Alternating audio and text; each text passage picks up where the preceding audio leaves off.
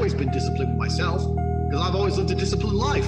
I lived in a disciplined household. Like there was no such thing as I don't want to. So even now, if I wake up and I don't want to do something, I don't need someone to tell me to do it because I'll do it anyway.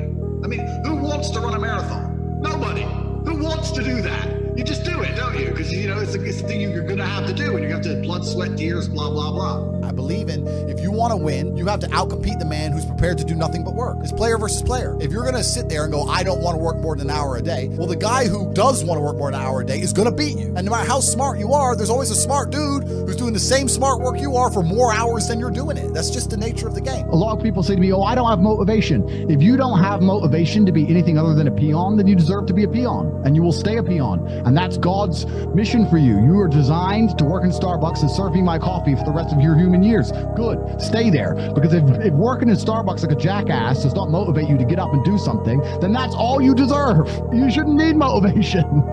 Your terrible life is motivation. Most of these people who pretend they haven't got motivation don't deserve anything more than they've got. The people who deserve to win are going to win.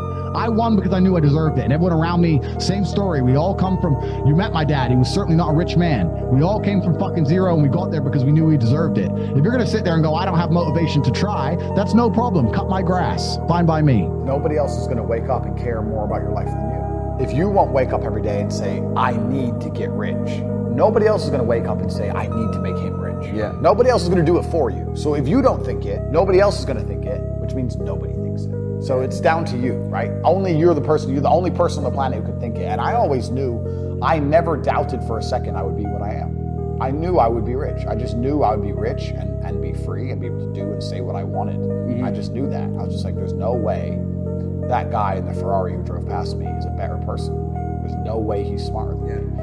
And I was not arrogant, because arrogance prevents you from working. Arrogance is to people who go, my ship will come in later. I was never arrogant. I understood, okay, I'll just outwork him. Maybe he's smarter than me. Fine, I'll outwork him. I'll just outwork him. No problem, boom, let's get to work. I've said this many times before, but I'm going to say it again. I don't think many people understand exactly how competitive the masculine world is. Men are constantly in competition with each other. We always have been. We used to go to war and fight and kill each other. I guess in some places we still do. Maybe that's calmed down a little bit. But in the masculine world of today, everybody is constantly competing for everything. The car that you want, other people want. The woman you want, other people want. The house you want, other people want. You're competing to have all of it.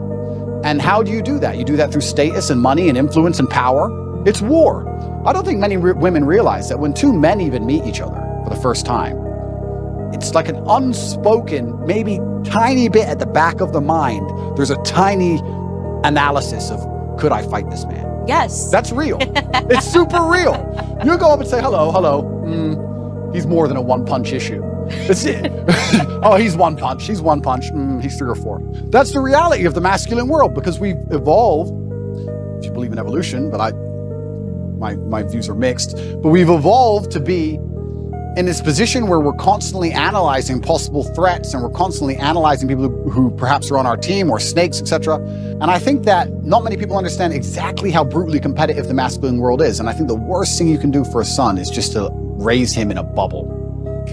My dad, I'll say it here, people lose their minds. My dad used to just randomly push me over. I'd be like 3. You just not hard, but just get up, boy. Okay. And mom would be like, why are you doing that, son? He's like, you get pushed over, that's life. My mom hated that she did that to me. But yeah, I can give him nothing but praise. I'm really so thankful I had the upbringing I had. Are you hard on yourself? Like I don't pick up much sympathy about anything from you. I don't know you really well, so maybe a judgment from where I'm sitting, but are you hard on yourself, and do you sometimes lack sympathy or self-love? Am I hard on myself? Yes. Does that benefit me? I believe so.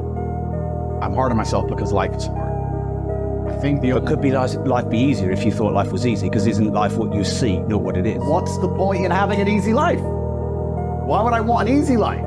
If someone were to say to me, do you want an easy life? I'd say, that sounds boring. I mean, did Genghis Khan want an easy life? Did Alexander the Great want an easy life? Did any of the men you can remember from history, any of the ones that actually matter, ever want an easy life? If I meet a man and he says, I want an easy life, I just want a stress-free life, I look at him and think, you're born to lose. You're born to lose, sir. You can have your stress-free life, and you can serve me my latte, and you can fuck off. because you're not made to. Life is war, and it's going to be stressful. And Life isn't always war. Of course it is. Life is war. Every single aspect of life is war.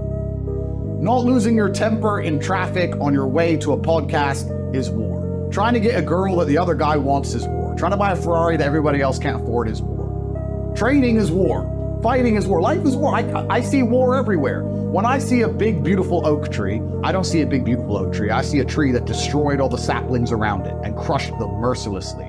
It's war. Life is war.